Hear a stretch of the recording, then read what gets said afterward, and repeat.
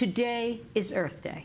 Climate is on the world's agenda as more than 60 heads of state will meet at the United Nations headquarters to sign the Paris Agreement aimed at slowing climate change. Many countries still need to formally approve the agreement, which will only enter into force when it's ratified by 55 nations that account for 55% of man-made greenhouse gas emissions. This comes as the first 3 months of 2016 broke temperature records, and 2015 was the warmest year on record. Experts say the cuts promised in the deal are insufficient to avert dangerous global warming. On Thursday, demonstrators gathered in Paris to highlight the oil industry's role in climate change.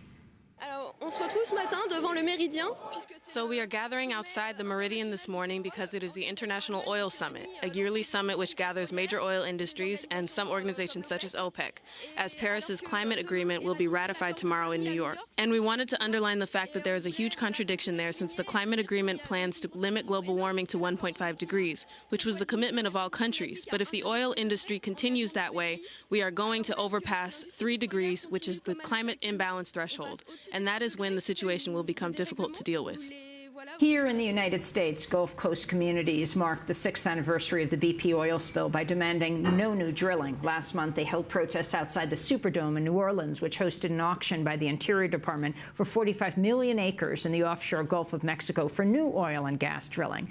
For more, we're joined here in Denver by reporter Antonia Yuhas. Her new report in Rolling Stone headlines 6 years after BP Gulf oil spill, residents demand no new drilling. And she has a piece in Newsweek. Its headline, Paris was just a way station in the climate change fight.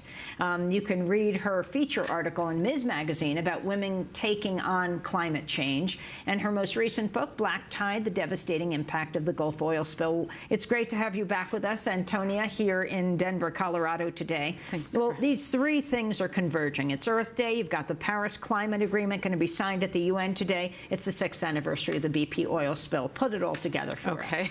I think the most important thing for the 6th-year anniversary of the oil spill is that, at this point, government, industry, the public have learned the lessons of this disaster. Unfortunately, those first 2 categories, government and industry, aren't implementing any of those lessons. So President Obama is expanding offshore oil drilling dramatically in the Gulf of Mexico, a proposal to expand it in the Arctic, continuing production where I live in California in the Pacific, and hoping to continue to expand drilling in the Gulf of Mexico as well.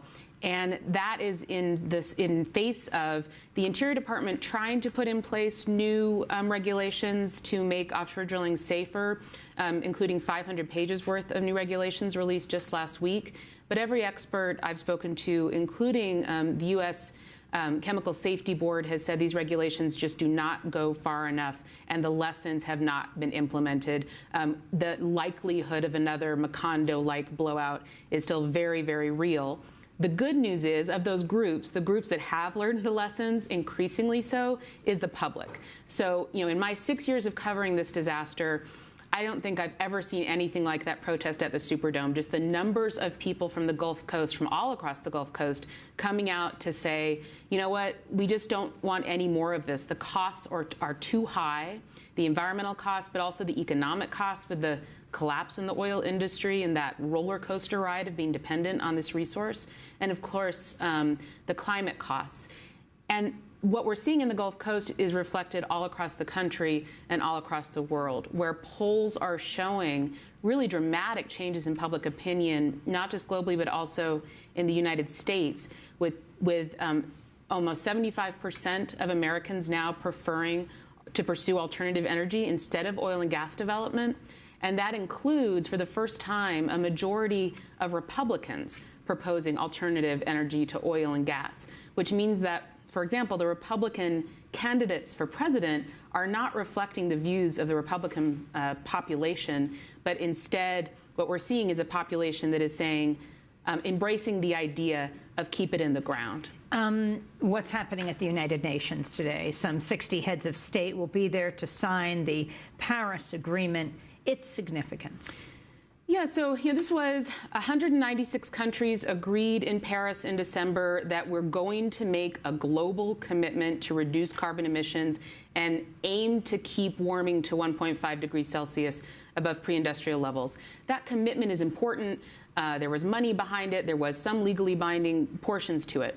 But the key point missing is this point that I said the public is getting, which governments are not getting and is not in the agreement, which is the need to keep fossil fuels in the ground. So the United Nations itself has said, at a minimum, 3/4 of existing fossil fuels need to stay in the ground to avert the worst of climate catastrophe. The Paris Agreement, nowhere in it do the words oil, natural gas, coal, fossil fuels appear. It's all about stopping emissions, not stopping production. And that allows, for example, the government of Saudi Arabia to have a plan within the climate agreement, which is that they're going to increase domestic production of oil and gas, export it out of the country, and use that money to fund alternative energy development at home. That's just backwards. Interesting that President Obama was in Saudi Arabia this week, this Earth Day week.